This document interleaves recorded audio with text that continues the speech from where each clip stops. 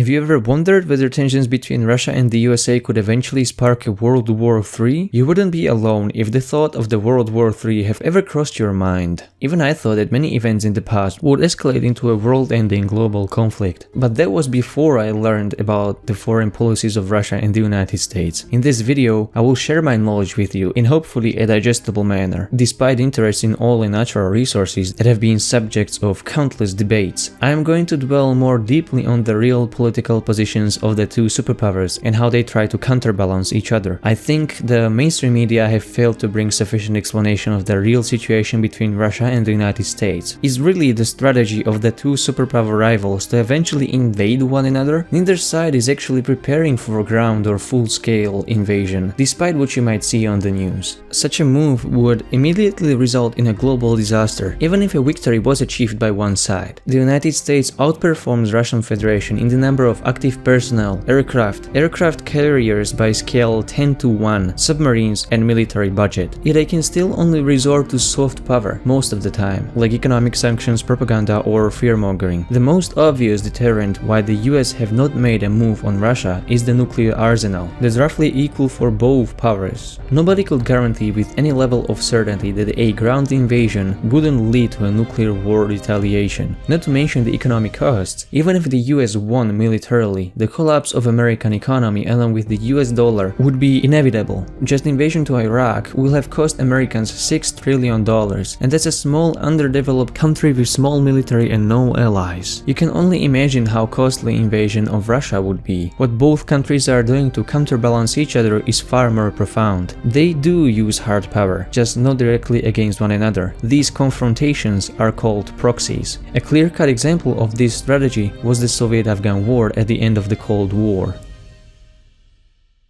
At the time, Afghanistan's centrist president was toppled by a military coup, which gave power to a unified party of radical and moderate left-wing factions. They formed a pact with the Soviet Union and began with radical social reforms, many of which were deeply unpopular among anti-communist and Muslim population. The reaction from the new government was fierce oppression, which only sparked more demonstrations and further organization of the opposition. The Soviet Union decided to step in and install a moderate faction into the government of Afghanistan. The United States saw an opportunity to get a grip on a state neighboring the Soviet Union and launched covert Operation Cyclone, orchestrated by the Central Intelligence Agency. The goal was to turn Soviet invasion into a quagmire by supporting radical insurgents from Mujahideen, which means those who engage in jihad. The objective was not just to win against the USSR, it was to make sure they get stuck just like the US did in the Vietnam War. And create a force of Mujahideen, equip them with Stinger missiles and everything else to go after the Soviets inside Afghanistan.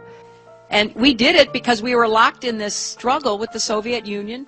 They invaded Afghanistan, and we did not want to see them control Central Asia. And we were successful. The Soviets left Afghanistan, and then we said, great, goodbye. And it was President Reagan, in partnership with the Congress, led by Democrats, leaving these trained people who were fanatical in Afghanistan and Pakistan. Let's deal with the ISI and the Pakistani military, and let's go recruit these Mujahideen, and let's get some to come from Saudi Arabia and other places, importing their Wahhabi brand of Islam. Leaving them well armed, creating a mess, frankly, that at the time we didn't really recognize. We were just so happy to see the Soviet Union fall, and we thought, okay, fine, we're okay now, everything's going to be so much better. So we then left Pakistan. We said, okay, fine, you deal with the stingers that we've left all over your country. You deal with the mines that are along the border. And by the way, we don't want to have anything to do with you. In fact, we're sanctioning you.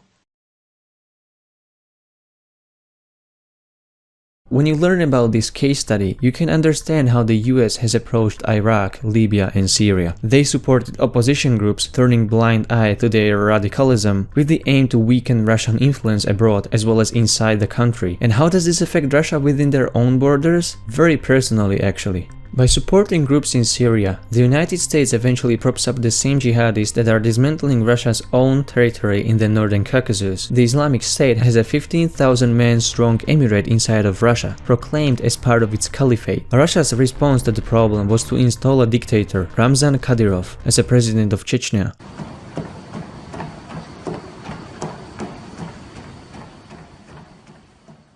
This is how Russia counters US-backed groups, many of which operate as terrorist organizations, but that doesn't matter as long as they give Russians sleepless nights. From Russian perspective, the same rebels who fight in Syria are the Salafists who came to Russia from abroad to spread its ideology in call for global jihad. Not hundreds, but several thousands of fighters from former Soviet states and current Russian republics have joined the fight against Assad in Syria. After the fight, they return to Russia, oftentimes even more radicalized, combat experienced, and motivated to fight for their cause in their homeland. The United States is well aware of this situation and takes full advantage of it by directly arming and further training the opposition groups. In return, Russia props up a favorable government whose military fights the armed opposition without heavy deployment of Russian troops, which is always cost ineffective.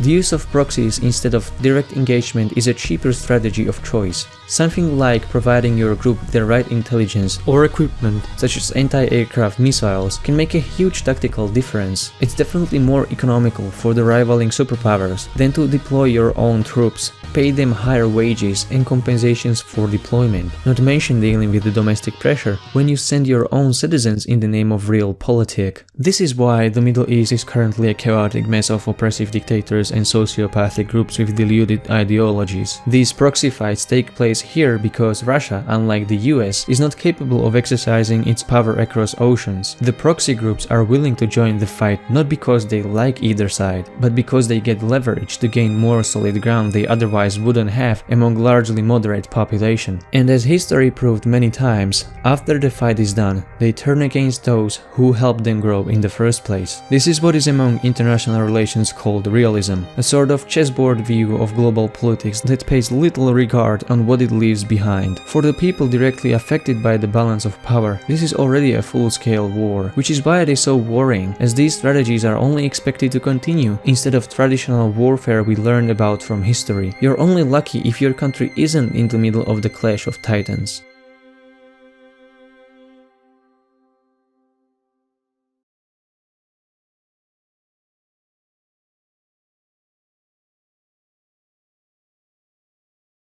Thank you very much for watching. I hope this video helped you clarify the tensions between Russia and the USA. All the sources are in the description for further reading. If you like my analysis, please leave a comment and feel free to subscribe for more content like this.